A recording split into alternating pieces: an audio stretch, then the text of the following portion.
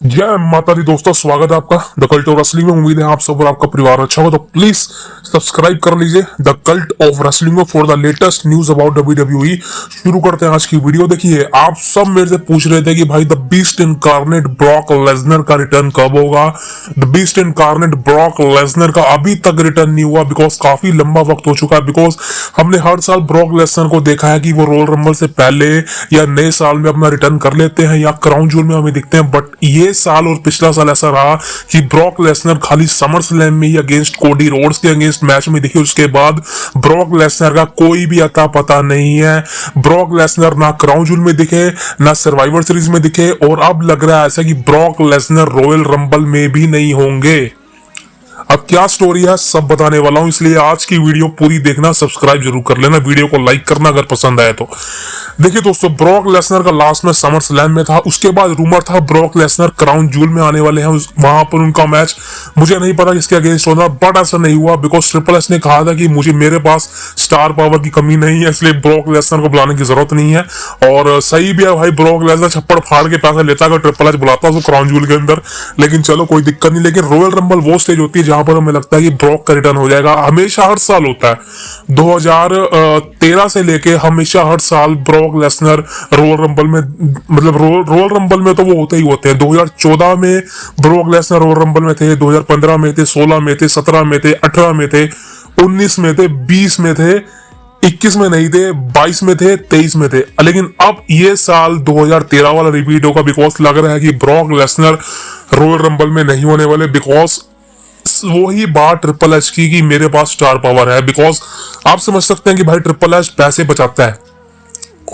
दूसरी तरफ अगर हम विंस मैकमैन को देखें तो वो बड़े स्टार को बुक करता है, लेकिन ट्रिपल एच का ऐसा नहीं है। ट्रिपल एच ने ऑलरेडी सीएम पंक का रिटर्न करवा दिया अपनी कंपनी में, और आप समझ सकते हैं कि जब सीएम पंक की रॉयल रंबल के इवेंट में है और उसका पहला मैच है वो ऑन टेलीविजन आफ्टर 10 ईयर्स, वही इवेंट रॉयल रंबल 2 की 10 साल पहले जिसमें वो था, तो भाई साहब ब्रॉक की क्या जरूरत है। मैं ये नहीं कह रहा ब्रॉक लेसनर को बुलाने से कोई प्रॉब्लम है, बट ऐसा नहीं है। ब्रॉक लेसनर बहुत बड़ा स्टार है, सीएम पंक बहुत बड़ा स्टार है, तो सीएम पंक जब है तो भाई साहब 2 शेयरों को एक साथ लाने की जरूरत क्या है। और इसलिए जो मुझे लगता है कहीं ना कहीं ट्रिपल एच ने इस बार ये बना रखा है कि मैं ब्रॉक लेसनर को अभी फिलहाल बुक नहीं करूंगा। और आप समझ सकते हैं कि ब्रॉक लेसनर का रिटर्न अगर आप सोच रहे हैं रॉयल रंबल में होगा, रॉयल रंबल मैच में होगा, या रॉयल रंबल में कोई उनका अपोनेंट होगा, तो दोस्तों प्लीज आप गलत हैं। यहाँ पर ब्रॉक लेसनर का रिटर्न रॉयल रंबल में नहीं होगा, रॉयल रंबल के बाद ही होगा। और आप मान सकते हैं कि मैं आपको क्लियर कट अगर बताऊं, दिल पे हाथ रख के सच बताऊं, तो ब्रॉक लेसनर का रिटर्न होगा रेसलमेनिया के वक्त। जी हाँ, ब्रॉक लेसनर ना तो रॉयल रंबल में होंगे और ना ही एलिमिनेशन चेंबर में, वो डायरेक्ट आएंगे रेसलमेनिया में। यानी कि रेसलमेनिया के वक्त उनकी किसी के साथ स्टोरी लाइन चलेगी, कोई उनको अपोनेंट मिलेगा, एंड आफ्टर देन रेसलमेनिया 40 के अंदर ही ब्रॉक लेसनर का मैच होगा। उससे पहले आप ब्रॉक लेसनर के रिटर्न की उम्मीदें छोड़ दीजिए, उनका कोई मैच नहीं होने वाला, कोई बिकॉज कोई अपोनेंट नहीं है ब्रॉक के लिए फिलहाल अभी। समझ सकते हो आप, हर अपोनेंट बुक है, हर अपोनेंट।